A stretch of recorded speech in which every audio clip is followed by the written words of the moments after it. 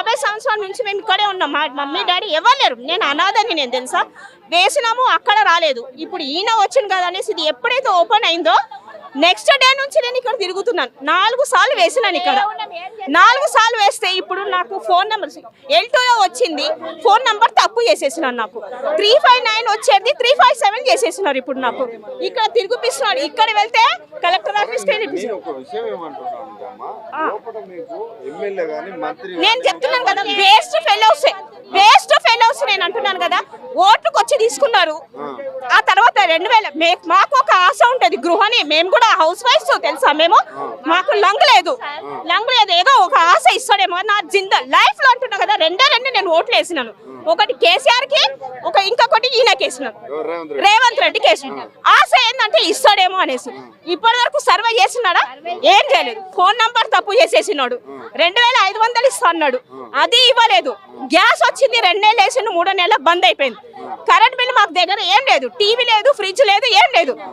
ఆంధ్ర వాళ్ళు వచ్చినారు, పెద్ద హాస్పిటల్లో పనిచేసినారు. దానికి కొల్లులో వచ్చింది, మళ్ళీ L2లో కూడా వచ్చింది. ఇప్పుడు ఎంక్వైరీ చేయరా?